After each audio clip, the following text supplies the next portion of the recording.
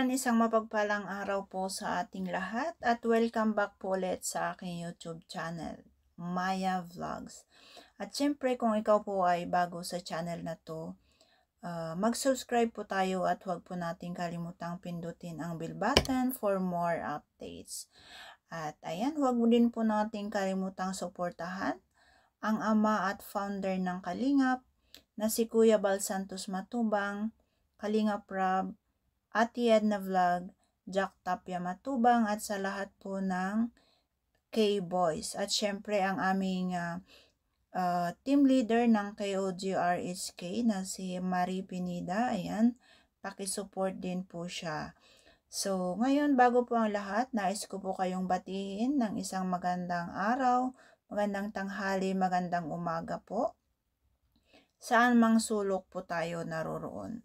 At ayan, today's video guys is atin pong matutunghayan itong pinakabagong matutulungan nila Kalingap Rob. Ito ang first part, pinaka-first part po ito ng pagdalaw sa kanya. Siya po si Jezabel. Si Jezabel ay 18 years old at sila po ay 12 na magkakapatid. Okay? At si Jezebel lang po ay isa sa nakapagtapos sa kanila ng senior high school at ngayon hindi niya po na kayang mag-aral pa ng college gawa nga po sa kahirapan ng buhay. Kaya pinili niya pong magtrabaho po para makatulong sa kanyang mga magulang. At ngayon guys, si Jezabel ay nakilala po siya ng nanay ni Dagay na si Ate Grace. Ayan. Kung kilala niya po si Dagay noon, siya rin po ay isa po sa natulungan din ni Kalingap Rob or ng Team Kalingap. At ngayon sila naman po ay tumutulong.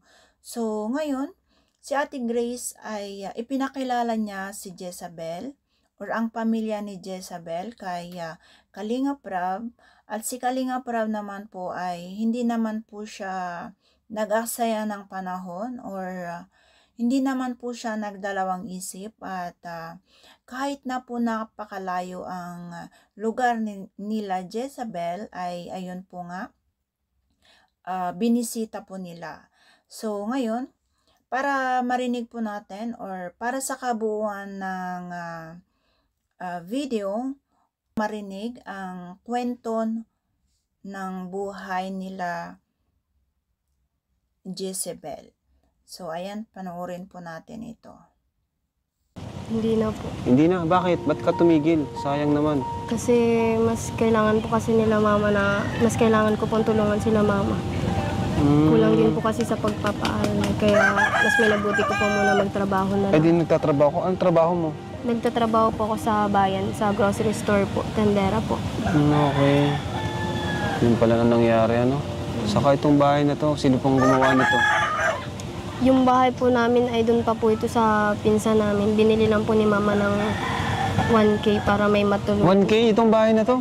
Ay, 1.5. 1.5? Ano po naman po yung kaya binigay na lang po sa amin bilang tulong na lang. Grabe.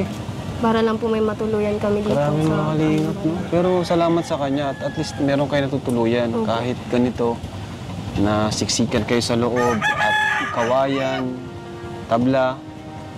Kawawa mga Kalingap yung kalagayan talaga nila, ano? Bakit ano bang trabaho ni mama at papa mo? Si Papa po nasa bundok lang po, nagkukupra, nag-uuling. Si Mama naman po, dito lang po sa bahay at maliliit pa rin po yung iba naming kapatid. Gusto rin po sana ni Mama magtrabaho kasi sabi ko po wag na po muna, ako na lang. At mas maigi pong bantay na lang ni Mama dito yung mga kapatid. Mo. Tapos ang ano pa dito, si ano? Dito Sunny ka ay Sunny? Si Sunny, ito pa po yung nangyari sa kanya, oh. Nasunog yung balat niya. So, Kapatid po, magkapatid po sila. Di ka rin nagkapag-aral na? Yun yung ano, dapat mag-aral tayo. Sayang. Nga po sana yung mag-aaral. Sayang po na, dapat mag-aral sila. Kulang po na pag-aaral ko dahil Hanggang saan yung natapos mo? senior high po. Senior high. Ma-college ka na sana. Opo, ngayon po sana. Sayang naman. Pero gusto mo naman mag-college. Pangarap po. mo mag-college. Yun naman pala eh, no? Sayang. So kung tutulungan ka ng Team Kalingap na makapag-aral, makapag-college, tatanggapin mo? Opo, tatanggapin ko po ng buong puso. Grabe. Yun ang magandang tulungan, yung gustong-gusto makapag-aral. Pero yun nga, tingnan mo yung kalagayan nyo dito. Sobrang hirap, Diyan kayo natutulog lahat? Sigbay-sigbay po kami lahat dyan. Bakit ano ba yung gusto mong marating? Gusto ko pong maging teacher. Teacher. Opo. Ayan. Kaya, yun, dito nakarating tayo dito, kasi baka isa si Jezabel sa matulungan din natin, kagaya ng mga Kalingap Angels. At ayan guys, atin pong napanood, atin pong narinig kung ano po ang ginagawa nila Jezebel sa kanilang buhay. At ayan, narinig po natin na sobrang nakakaawa po yung kanilang kalagayan, At syempre, dahil nga sa hirap ng buhay is mas pinili niya po talagang magtrabaho para makatulong sa kanyang mga kapatid at kanyang mga magulang. So ngayon, sa next part po is meron siyang isang hiling or pinakahiling na sana po is mangyari nga po iyon. At sa tulong po ng Team Kalingap, sigurado naman po na mangyayari ito. Ngayon natin pong pakinggan kung ano po yung hiling ni Jezabel. Anong gusto mong sabihin sa mga viewers na makapanood ka nila? Gusto ko lang po sabihin na sana po ay kahit paano po ay matulungan niyo po kami kahit sa pag-aaral ko na lang po. Tatanggapin ko po yun ng buong puso kahit ano pong itulong niyo po sa amin. Okay lang po, tatanggapin ko po yun. Dahil yun lang po ang isa sa pinakang hiling ko po, ang makapagtapos po ng pag-aaral. Kasi kahit yun na lang po mabigay ko sa mga magulang ko na alam ko pong gusto rin nila na maranasan po namin. Kasi alam ko po na sa hirap po ng buhay namin ngayon, hindi pa po nila mama magagawa yun sa amin lahat. Kasi marami nga po kami. Parang ikaw na lang ang pag-asa din. Po, kaya gusto ko po talaga makapagtapos ng pag-aaral. Yun lang po ang gusto ko talaga. Grabe din. Ayan guys, atin napanood po yung hiling. Ang pinakahiling po ni Jezabel is napakasimple po kasi pangarap niya po talagang makapagtapos ng pag-aaral. Kaya ito po yung pinakahiling niya talaga at sana naman po ito ay matupad para naman po makatulong pa ng mas marami sa kanyang mga magulang. At syempre, dito sa pagdalaw po nila Kalingap Rab or ng Team Kalingap sa kanila, ito po yung lagi nilang gawain na meron po talaga silang mga dala lagi na bigas at groceries. So ayan, ito po ang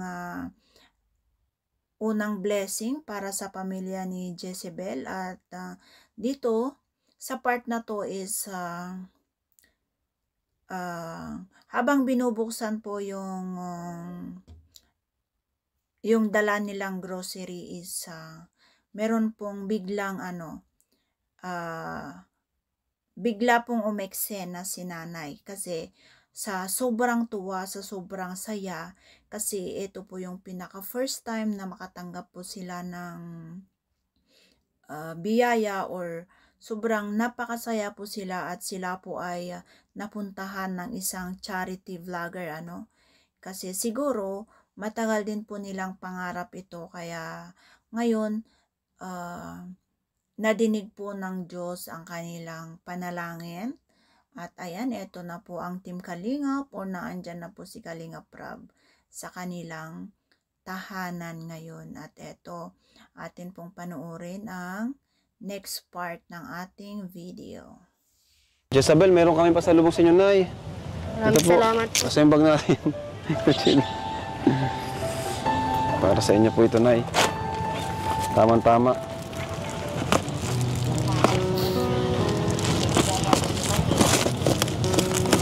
Gusto mo, kuya? Naputol.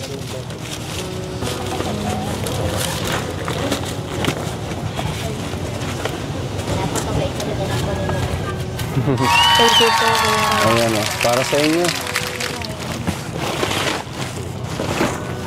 Ano Nay? Papasalamat po kayo, dumating kami. Opo. Sobrang thank you po kasi Pasensya na po kayo. pumunta ko kayo dito. Ano po? Dahil ako po ay ganito talaga mababaw ang luha. Okay lang po yun, Nay. Nagpapasalamat po ako sa inyo na sana nga po matulungan ninyo si Jezebel makapag-aral. Kahit isa man lang po sa anak ko'y makatapos. Sila po ang makapagsimula ng kanilang pag-angat. Dahil ako po sa totoo lang, wala po ako natapos kundi grade 1 lang. Ngayon na lang po ako nag-aral. Ngayon may mga anak na rin po ako dito po sa San Roque. Gusto ko man pong magpatuloy rin. Iniisip ko naman po yung mga anak ko. Asawa ko dadating, walang kakainin. Si Jezebel na lang talagang natatanging ito na pag-asa. lang po ang pag-asa ko. At salamat po sa inyo. Sana po ay bahala na po sa inyo, Panginoon Diyos. Opo. Gumabay, dagdagan pa ang inyong buhay para yung katulad po namin mahihirap, matulungan naman po ninyo. Ibig sabihin na dito sa ano nito, 15 kayo lahat. Kasi 12 ang anak. 12 po ang anak ko. 12 Ang ang agas anak. ko po ay 14. 14 kayo ang lahat. agas ko. Ang ilan? Ano? Ang agas ko po Anong ay agas? Yung pong agas hindi natuloy. Yung fetus ko. Nagasan pa pa siya. Ito po ay Grabe siya, susunod Nay. sana. Nasipag mo na ya. Dito po ay sumunod po sana dito ay 3 isang anakan. Dahil po namin Ilang taon na po kayo, Noy? 50 Mm. kilos po ako ngayong Enero. Ito po, para sa mga bata, oh. Lagay ko sa loob, ah. Kuya Rab, ikaw ang lagi na maaasahan. Kabalikat ka ng kababayan at di mo sila pinababayaan. Kahit sa kaman, oo, ikay kanyang pupuntahan. Handa kanyang tulungan, yan ang ating Kuya Rab, ang kalingap ng bayan. Mga video niya talagang sulit talaga. Di lang siya tumutulong at nagpapatawa pa siya. Si Kuya Rab na pwede mong masandalan. Mataas man ang lugar ay kanyang pupuntahan. Kanya hihindian sa oras ng kailangan. Darating agad tawagin ng kanyang pangalan. Hangad niya ay makatulong sa kanyang kapo. Pinapamigay mga dumating niyang biyaya. Nakakahanga mga ganyan na tao. Kalingap Rab, sana hindi ka magbago. Marami pang taong naghihintay sa'yo. At marami pang tao ang matutulungan mo. At marami pang tao ang iyong mapapangiti. At marami ding babae na gusto kang iuwi. Pero joke lang yon, ganyan ka magpasaya. Ikaw si Kuya Rab na iba sa kanila. Kuya Rab, ikaw ang lagi na maaasahan. Kabalikat ka ng kababayan. So ngayon, Jezebel, pumapasok ka ba? Dito ka na, bro. Dito ka na. Hindi na po. I mean, sa ano, sa trabaho. Trabaho po. Pero ngayon, wala kang pasok ngayon? Wala po ngayon. Yan, dyan. Pero ngayon, wala kang pasok sa trabaho? Wala po. Okay. So magkano yung kinikita mo dun? 150 po araw. Per day? Per day, opo. Grabe, ano? And yung kinikita mo, syempre, tinutulong mo sa mga kapatid mo. Tinutulong po. Okay lang po kahit wala nang matira sa akin. Alaga po. Okay po sila. May nakakain sila dito. Kasi okay naman ho ako din. So, kumusta ka naman? Napapagod ka ba? Oo, napapagod ho. Pero wala akong magawa kasi mas kailangan ho nila yung tulong ko. Kaya okay lang ho kahit ako yung mag-sacrifice para sa kanila. So, kahit mag-aral ka, ano na rin, di mo magawa kasi kailangan mo na magtrabaho. Wala naman magpapaaral sa'yo. Wala ho. Saan mo balak mag-aral kung sakali? State College? Sa Daet? Sa Daet? Sa daet po. May pagkakataon. May pagkakataon. Ayan mo at update kita kung sakali matulungan ka namin makapag-aral. Pero sa katayuan nyo, deserve nyo naman po talaga na matulungan. Sabi niya kanina, gusto niya lang is makapag-aral talaga. Pag inaano niya sa akin. Kasi pag nakapag-aral siya, andun na lahat. Pwede na siyang makapagsimula, lahat ng gusto niyang gawin pa nakapagtapos siya, makapagtrabaho. Yun yung importante talaga. Saka naman si Jezebel, napaka-porsigido niya, nakita ko sa kanya. Ano yung una mong gagawin kapag nakapag-aral ka? Pinakauna ko pang gagawin. Halimbawa ho, may trabaho na po. Nakapagtapos ka. Tapos na ho ako. Yung bahay po namin. Yun ho Bahay talaga. niya muna? Kasi simula ho kasi talaga. Matagal na ba to? Matagal na kayo matagal dito? na po ito. Hindi lang po kasi, ganyan din po kasi yung naunang bahay namin na sira-sira. Tapos, tapos simula ko kasi elementary, ganyan na ho yung bahay. Dito ka na lumaki? Oo, sa ganyan na ho kami tagal na lumaki. Sa ganyan na. Ikaw naman, si Sunny, nagtrabaho na dito si Sunny, no? Ngayon pa lang po yan ng pagtatrabaho dyan. Ikaw, Sunny, gusto mo mag-aaral? Kalingap Kaya sabi ko po, talaga pag itong mga talagang batang ito na gustong mag-aral. nagkatrabaho na ako, una-una yung papagawa ko talaga yung bahay ko talaga. Diba, naging teacher ka na, Yes po, bahay Pwede ko ka na talaga. mag-loan ng bahay. Ng bahay. Para, So, gustong-gusto mo talaga makapag-aral. opo, gusto ko po Mga talaga. kalingap, gusto daw po ni Jezabel makapag-aral. Ano po, kayo po, syempre ako, gusto ko rin siyang tulungan. Pero maliban sa akin, baka may mga gusto pang tumulong kay Jezabel, welcome naman po kayo. So, bukas ang ating pintuan, ang ating channel, ating FB page para kay Jezabel. Ano masabi mo, Jezabel, sa Team Kalingap, sa amin na nandito ngayon, at sa mga nanonood? Maraming salamat po Kuya Rab kasi napuntahan niyo po kami. Sobrang napakasarap po sa pakiramdam na isa pong katulad niyo na napuntahan po kami, nahanap po kami dito. Sana po marami pa po kayong matulungan na katulad po namin. At sana po ay Ba't ka nang iluluha? Nakakatuwa yung mga kalingap ng paglilibot natin. May mga bago tayong nakikita. So, ayan guys, no? Sobrang laking tuwa at laking pasasalamat po nila nanay sa blessing na dala po ni Kalingap Rab para po sa kanila. At atin naman pong inalam kay Jezabel kung ano naman po ang plano niya pagdating ng araw na siya po ay makapag-aral, or kung may pagkakataon na makapag-aral po siya ay inalam naman po natin kung ano po yung kanyang unang gagawin. Narinig naman po natin ang sagot niya ay ang pinakaunang gagawin niya kung sakali man na siya po ay makapag-aral at magkaroon po siya ng trabaho, ay gusto niyang pagawa ang kanilang bahay.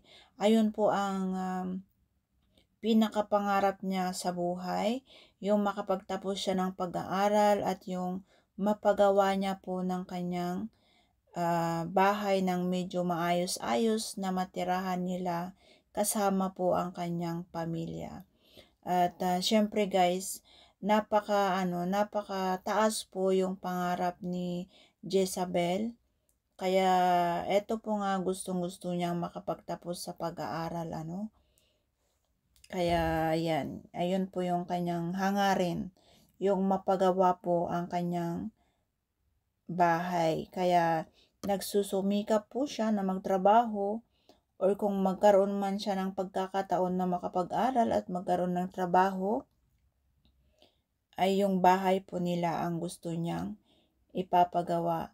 At dito sinabi niya rin na kahit siya na po ang magsakripisyo para sa kanyang mga kapatid or para sa kanyang pamilya, sobrang napakabuting anak po si Jessa at meron po siyang isip na ganyan. Kahit walang-wala na daw po siya, kahit walang matitira po sa kanya, basta ang mahalaga is mabigyan niya po ang kanyang mga pamilya.